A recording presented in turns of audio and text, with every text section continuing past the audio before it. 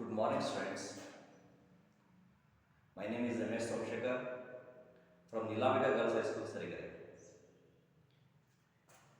In the previous class, we were learning about the 10th standard supplementary reading lesson, main 4th unit lesson, that is Dr. B.R. Ambedkar, a commemorative volume written by Sir R. Venkataraman. This is a book written by a number of writers about the Ambedkar, or the book as a man and the machine. Man and his message. For this book, our former president, Sir R. Venkataraman, had also written an article. The present lesson is his article in this particular book. In the previous class, we learned Dr. Ambedkar was a great man because he was a well-read man. He was a voracious reader. Yesterday we learned. Voracious means he is an insatiable thirst for books. He used to buy the books by containing his daily needs. This shows how interested he was in buying books and reading books. When he went to New York, he bought about 2,000 old books. And when he went to London for second round table conference, he bought so many books that he had to send to India in 32 boxes. These evidences and examples shows Ambedkar was a voracious reader. The next paragraph we learned that he was influenced by the two persons. The first thing that influenced on Babasaheb was 14th Amendment of USA, which gave freedom to the black Americans. At once, he saw a parallel situation of the depressed class in India. When he returned to India, he was greatly influenced by the work of Mahatma Phule, a voter class of society who worked for the upliftment of those people and afterwards, he decided to use all his time and talent to amelioration of the underprivileged brother. So he decided until his death, he has to work to uplift the people who are suffered like him. So, that's why he initially started some newspapers. They were the authentic voice of the depressed classes. Which are they? They are Mukanayak, Vaishkrita Bharat, and Samata are the newspapers started by the Ambedkar, and they became the authentic voice of the depressed classes. So, as like newspapers, they also started some institutions. They are Hitakarmi Sabha and Independent Labour Party. So they become the vehicles of change. Already by the time Gandhiji was a pioneer in the reforming of India. So one of his aim was to uplift the depressed class whom he termed as the harians. So Gandhiji was already doing this. Now Ambedkar was also started to uplift the underprivileged brothers. It's like this, because in the first paragraph we learned that he was a voracious reader. The second paragraph we learned that he was greatly influenced by the two things. One was the 14th Amendment of USA, and second one is the work of Mahatma Phule. So after this, he devoted all his time and talents for the upliftment of those people. So next paragraph we will continue. Babasaheb was elected to the Bombay Legislative Assembly in the elections under the Constitution of India Act 1935. Babasaheb made effective contribution to the debates in the Assembly on variety of subjects. His flair for legislative work became the evident to the whole nation. So after coming to India, Babasaheb was elected to the Bombay Legislative Assembly. There was an assembly for each state. For Bombay Assembly, he was elected by the people.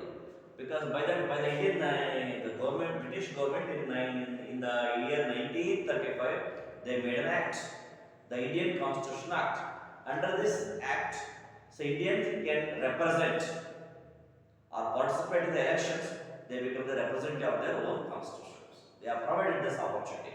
So under this opportunity, Baba Sahib was elected to the Bombay Legislative Assembly under the Constitution of Indian Act 1935. When he was elected, he was not like others.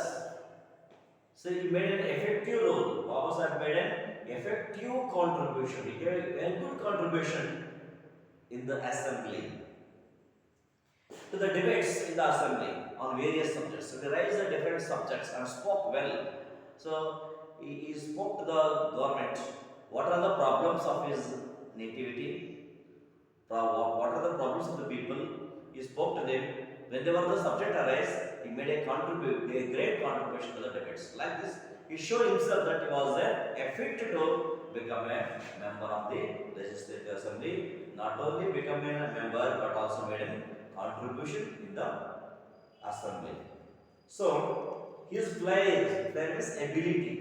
His ability for the legislative work become the evident. It became evident for the whole nation. See, a person who made an effective contribution to the Legislative Assembly, these contributions and debates of the Ambedkar became the evident to the whole nation. How can you participate in the assembly debates? How can you speak on the different subjects? So this is the Ambedkar's work became the evident to the whole nation.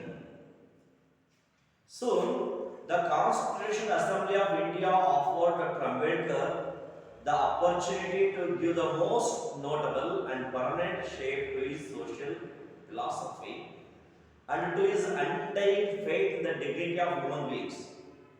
Baba Sahib was not in Congress, but it must be said to the credit of the far-sighted and objective leadership of the Indian National Congress that it requested Dr. Ambedkar to serve on the drafting committee of the Constituent Assembly and made him its chairman.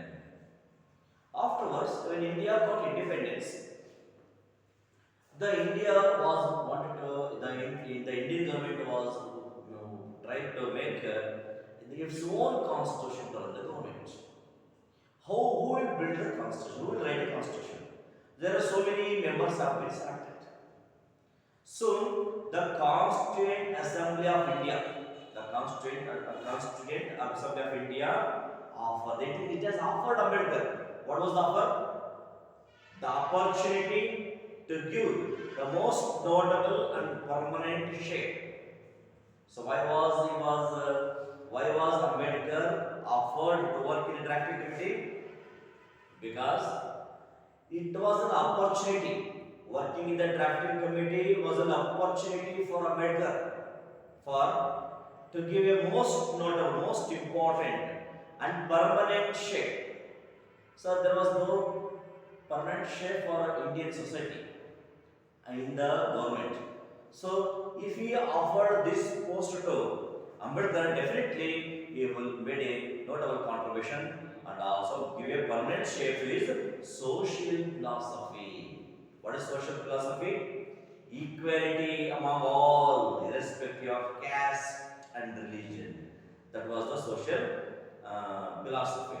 And to his undying faith. What was undying faith? Dignity of human being. Not a dignity of human being should not be based on the caste. It should be depend upon the man. Each and every, we are all human beings. Why should we have differences among the class and the caste? That he opposed the Yaro, Mr. Ambedkar. So his notable permanent shape in his social philosophy and to his undying faith. What was undying faith? The dignity of human beings. There should be dignity for all human beings. All are equal. If you are given a chance, everyone can do anything. If There's chance is important. Without giving a chance, I can't expect anything from the people. That's why Baba Sahib was offered this post to work as an opportunity for you felt is an opportunity. Actually, Ambedkar was not in the Congress. The Congress was ruling the government then. Usually, most of the key posts in the government will be allotted to the ruling government members. It is a common. Whether it is any country or any party, it is common. Ruling government will offer almost all the posts to their party members, their elected members. But here it is different. Ambedkar was not a member of Congress, was not in Congress. Though he was not in Congress, he was given an opportunity to work in the drafting committee because it must be said to the credit, it is a credit of far-sighted and objective leadership of the Indian National Congress. Because Indian National Congress leaders of those days, they were far-sightedness. They looked into the future of India and their objectives. Because of their objective and far-sightedness of the Indian Congress leaders, made Ambedkar to work as the member of the drafting committee. So, not only member of the drafting committee, it requested Dr. Ambedkar to serve on the drafting committee of the Constitutional Assembly and made him its chairman. See, this is the objective and far-sighted leadership of the Congress. Because of this idea, they have given the opportunity to Ambedkar, who was not in the party, he was not in the Congress. But has given the opportunity, not only opportunity, but it made Ambedkar as the chairman. Why? Because the far-sightedness and the objective. So along with this, they might have an idea. Ambedkar came from the low class. Definitely we knew what are the necessity for those people. If government offered the post to work in the Constitution Assembly, definitely he will give a justice to his own people. If somebody else would have made a chairman, probably those class people would not have got the opportunity in the government. That's why if Ambedkar was given the chance, definitely he will made a permanent shape. It is a permanent system to the government in the constitution for those people. For that purpose only, he was made the chairman of the drafting committee. As a chairman of drafting committee, that Ambedkar anticipated every conceivable requirement of the new polity, drawing from the examples and experience of other nations and the distinctive needs of our own society.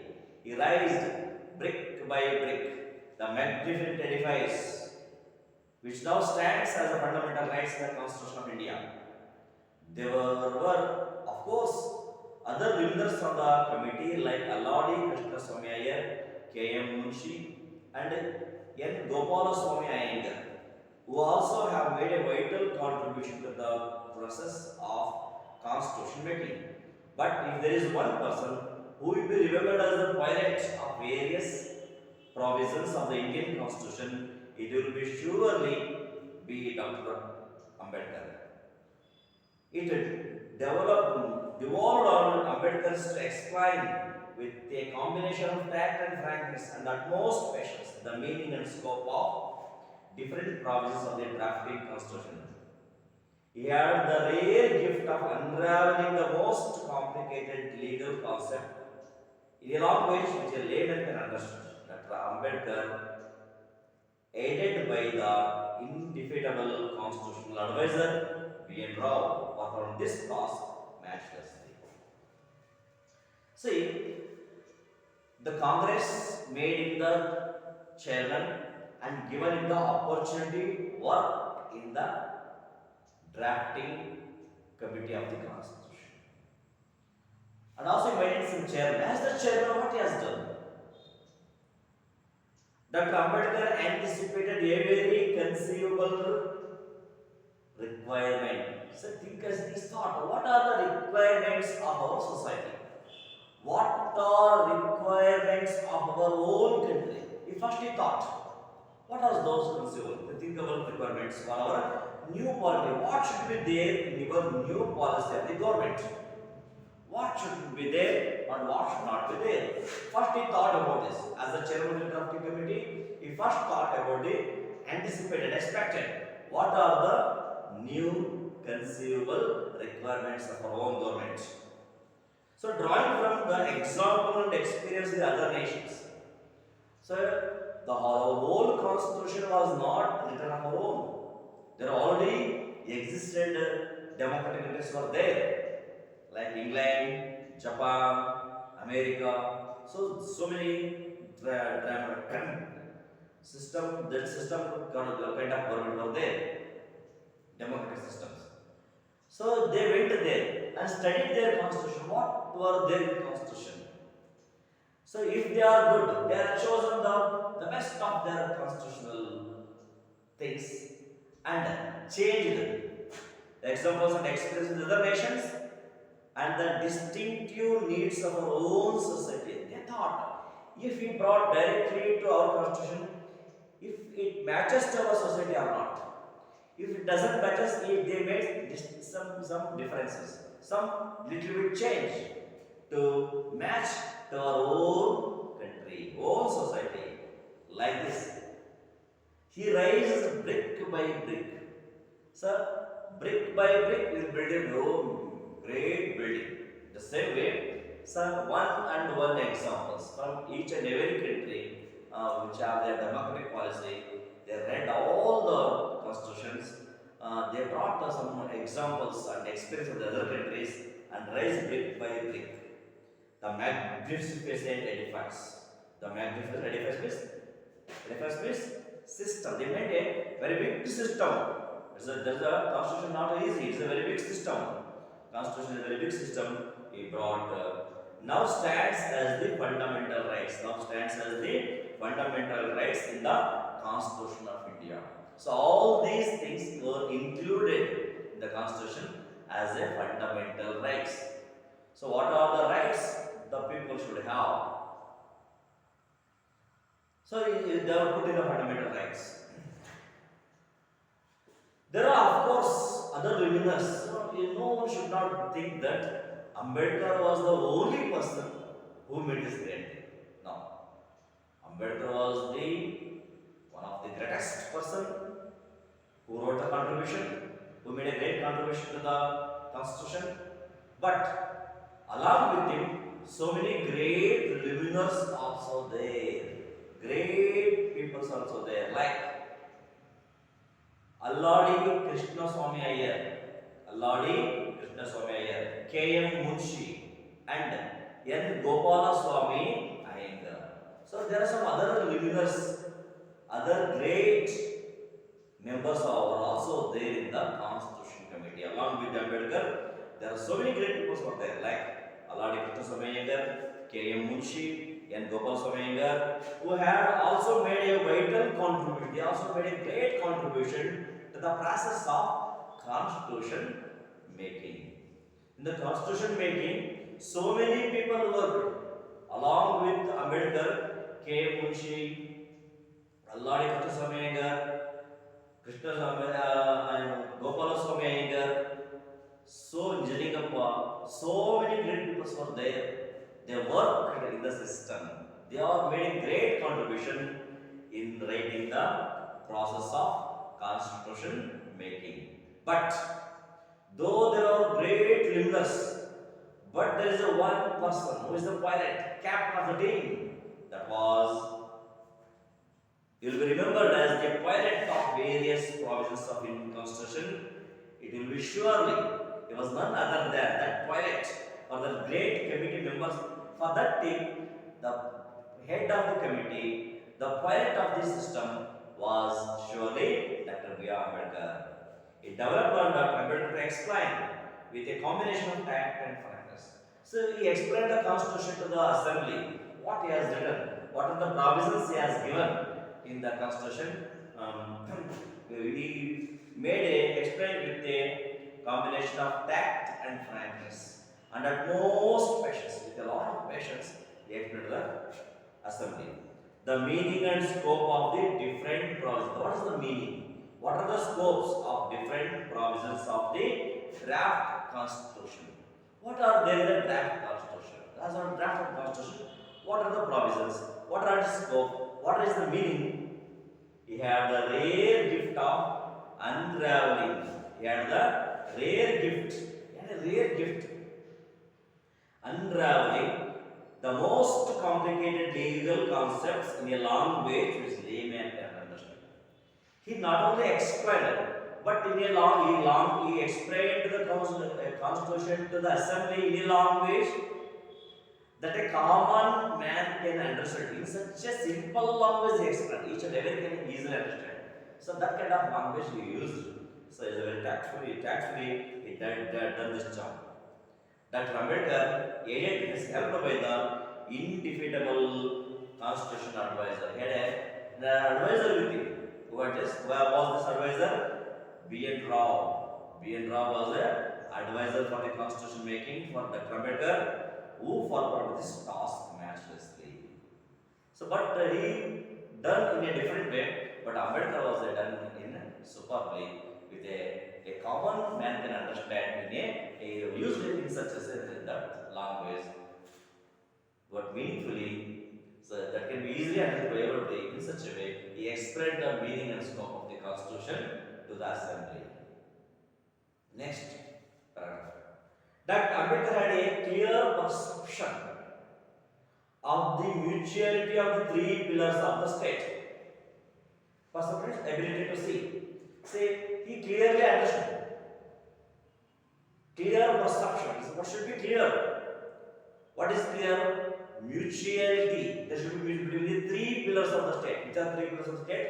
Legislature, executive, and judiciary. There are three pillars, three organs of the state. They should not work independently. There should be mutual understanding between all the three organs of the state. They are legislature, executive, and judiciary. The legislature and judiciary, he realized the jurisdiction of each should be clear. One pillar should not be interrupt in others. There should be jurisdiction between all the three. There should be limitation. No one is independent. Whether it is the legislature or executive or jurisdiction or judiciary, there should be a limitation for them. There should be a jurisdiction for each of the pillar. Clearly and untraveled. That cannot be questioned. Untraveled, that's questioned. At the same time, he had a sense of importance of the role of the citizens. At the same time, he also has a sense of what are the importance of the role of the citizens. The role of the citizens is also important in the country, in the administration. That's also very clearly told in the constitution. The following observation he made is significant. The following has made some significant. That is very important. See what observation he has made in the next paragraph. He said, what is the constitution? What is the constitution? Yes, the constitution is a fundamental document for the government. Whoever you rule. What is the constitution? Constitution is a fundamental document. It is a document which defines. What is the document? The document defines the three pillars of the state, which are the position and power of the three pillars. What is the position of legislature? What is the position of executive? What is the position of the judiciary? And what were their power? What power they had? It is clearly told in the constitution. What are the position and power of the three pillars of the state? It is clearly told. It also defines the power of the executive and the power of the legislature as against the citizens. It is also clearly told the power of the executive and power of the legislature as against the citizens, as we have done in our chapter dealing with the fundamental rights. So in the initially there was we are dealt with the fundamental rights. In fact, the purpose of the constitution. What was the purpose of the constitution? The purpose of the constitution is not merely to create. It is only to create organs of the state, but to limit their authority. So we create the organs. It's of no use. They will work independently. They can do anything. That's why, along with creating the organs, we should impose some limitations on the authority. Because if there is no limitation on those organs, what will happen? They will misuse their power. Imposed upon the authority of the organs, there will be complete tyranny. That means unjust, or complete oppression. Oppression is bad rule. To avoid that, we should impose some restrictions. Impose some restriction or limitation to the organs. It is clearly told in the Constitution. You understand? So what we learned today?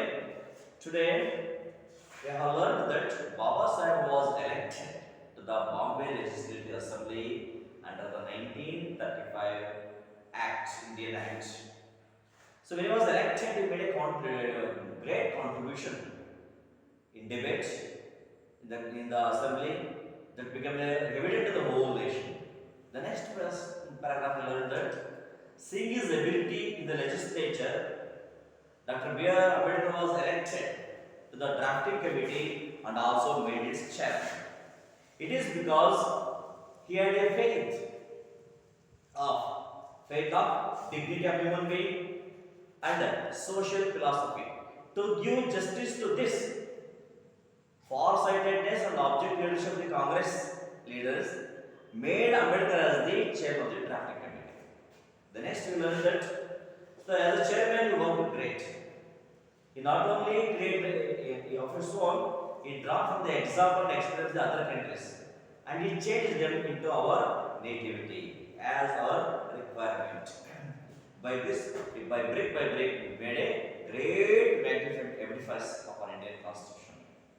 So along we know not only Ambedkar made, he with himself number of criminals were there.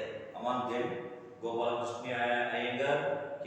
Munshi, Alladi Krishna Sharma Iyengar, they all worked greatly to build this constitution.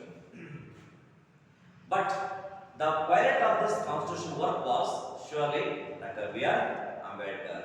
He explained the constitution to the assembly with a rare gift and tax, even in a language that a common man can understand. He is clearly told in the drafting constitution that mutuality of the three pillars.